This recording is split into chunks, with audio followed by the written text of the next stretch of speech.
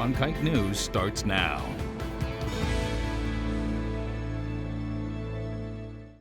Good evening and welcome to Cronkite News Refresh on Arizona PBS. I'm Mike Everard. Thank you for joining us. More than 200,000 doses of COVID-19 vaccines have been given out in Arizona, but state case numbers and death tolls continue to rise as well. The Arizona Department of Health Services added 9,146 new coronavirus cases to its dashboard today. The agency is also reporting 185 more COVID-related deaths. That pushes the state's total number of fatalities since the pandemic began to more than 11,000. Last fall, voters approved Prop 208, which imposes a 3.5% tax on higher income earners to raise money for Arizona's schools. Since then, some have tried to challenge it, but a Maricopa County Superior Court judge has rejected one of those challenges. In this case, opponents argued the proposition limited the legislators' ability to adjust school funding, but the judge disagreed with that claim. Other claims in the lawsuit have yet to get a ruling. The taxes from Prop 208 are expected to raise more than $800 million for state education. Federal officials have released new information about the intent of the rioters who stormed the Capitol last week. They say an Arizona man and others intended to capture and assassinate elected officials. Authorities sent a memo asking to keep Jacob Anthony Chansley, also known as Jake Angeli, in detention. They say there's strong evidence, including Angeli's own words, that he intended to harm U.S. legislators. The Pima County Coroner's Office has reached capacity for storing bodies due to COVID-19 related deaths. The office is currently storing about 300 of them. Chief Medical Examiner Gregory Hess says they've seen an increase since Christmas.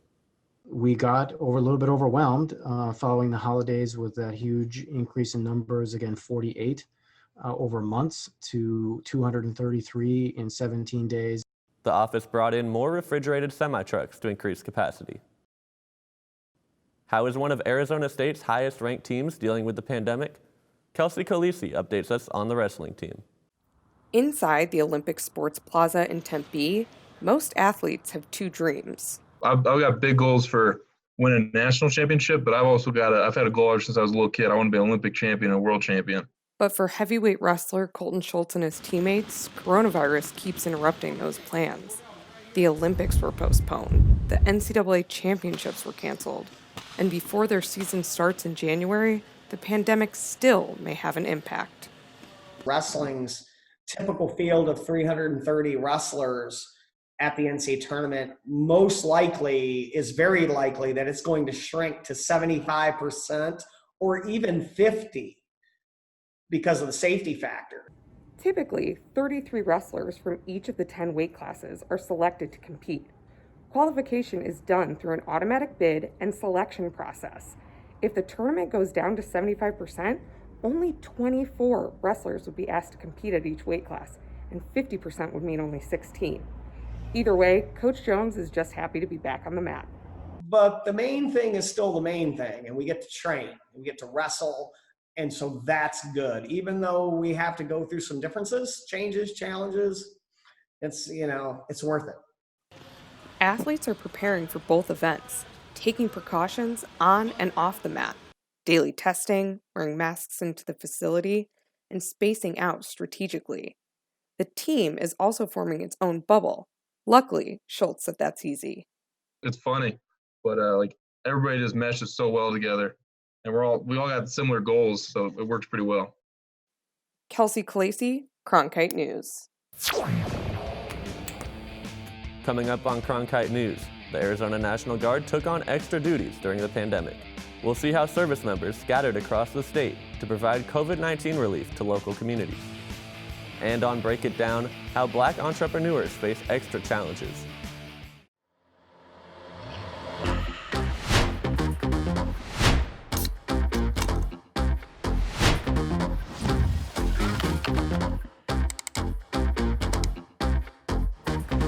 And welcome to Cronkite News Refresh on Arizona PBS. Well, the dry spell has ended. Rain finally fell over the valley last night. Here's what's trending today. I'm with Sarandon and Amna. Good evening, and welcome to Cronkite News Refresh on Arizona PBS. Ready to watch the best of PBS anytime, anywhere, on nearly any device? It's easy with the free PBS Video app. Simply download the PBS Video app on your mobile or streaming device. Now you can watch the latest PBS episodes or catch up on the shows you missed. And when you support your local station, you can get PBS Passport, giving you access to more episodes, more specials, more of what you love.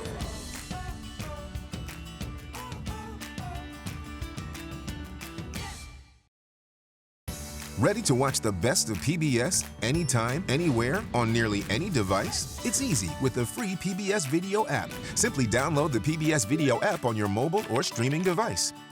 Now you can watch the latest PBS episodes or catch up on the shows you missed. And when you support your local station, you can get PBS Passport, giving you access to more episodes, more specials, more of what you love.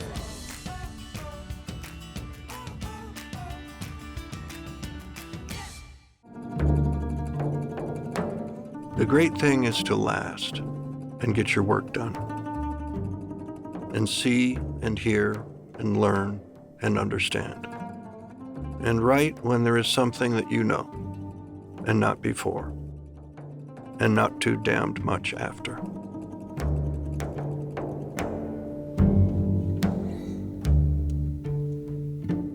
Coming in April to Arizona PBS. I think he was a terrific father sometimes. I think that he was a loving husband sometimes. I think he was like so many people, except this enormous talent. Hemingway is very complicated. I hate the myth of Hemingway. It obscures the man, and the man is much more interesting than the myth. Coming in April to Arizona PBS.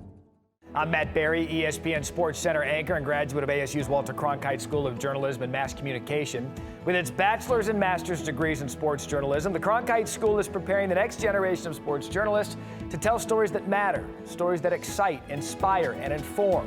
Cronkite immerses students in covering sports at all levels in one of the country's top sports markets. It's this hands-on experience under the guidance of award-winning sports media veterans that shape the top journalists of tomorrow. New tonight, women of color are dying during childbirth at an alarming rate in the United States. Cronkite News reporter Rosaura Wordsworth gives us a glimpse into some of the factors that may be causing this disparity. Indigenous and Black women are 2 to 3 times more likely to die from pregnancy-related causes than white women, according to a study released in September 2019 by the Centers for Disease Control and Prevention. ELISHA Montgomery of Phoenix shares her experience at the hospital. I had some nurses that were really nice and that were really attentive, and then I had some nurses that were really rough. Lily Bastian of the American College of Nurse Midwives says her organization has identified the root causes of pregnancy-related mortality in women of color. It has a lot to do with systemic racism. I think it also has a lot to do with toxic stress. According to a 2019 CDC study, approximately 700 women die in the United States each year as a result of pregnancy or pregnancy-related complications. So that you can have a better understanding of what I'm talking about, for every 100,000 live births, 13 white women experience pregnancy-related death. As you can see, that's a huge disparity in relation to 30 Indigenous women and 41 African American women. Bastian says that they're working extremely hard to eliminate this disparity.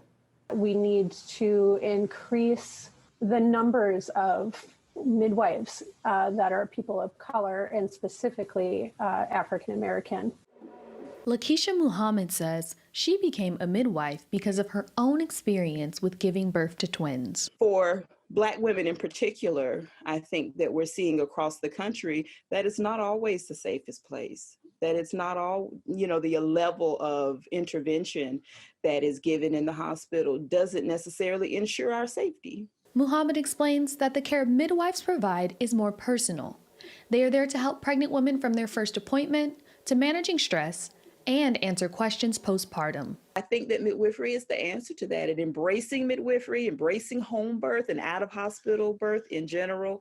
The American College of Nurse Midwives supports the Midwives for Moms Act that addresses maternity care shortages and promotes optimal maternity outcomes by expanding education opportunities for midwives. After her experience, Montgomery says she will make changes for her next baby. Get a midwife, a doula, maybe not even have your baby at a hospital, maybe looking into a birthing center. Rosaura Wordsworth, Cronkite News. Representatives from the American College of Nurse Midwives say they're working closely with members of the House Maternal Health Caucus to ensure the Midwives for Moms Act remains a priority in Congress. The Arizona National Guard has taken on extra duties during the pandemic. As Cronkite News reporter Nicole Long shows us, recently service members scattered across the state to provide COVID-19 relief to local communities. The Arizona National Guard has activated more than 800 Arizona citizen soldiers and airmen to aid communities throughout the state that are in need of aid due to COVID. At a local food distribution center in Tonopah, service members prepared and delivered carts of groceries for residents. The primary duties are food banks, food supply distribution, so think trucking, excess food from manufacturers or suppliers to food banks, as well as movement of those supplies to counties and tribal nations.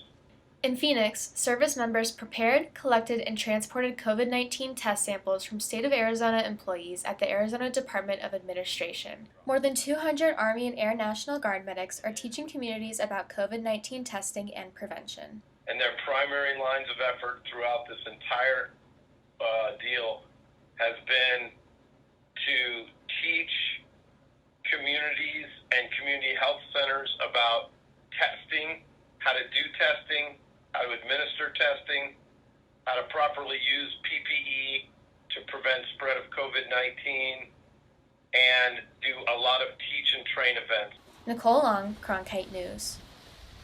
The National Guard has been spread out across Arizona since March and will continue with COVID-19 relief as long as it is necessary. Marvel Comics plans to release a new series named Indigenous Voices during this month, which is Native Heritage Month.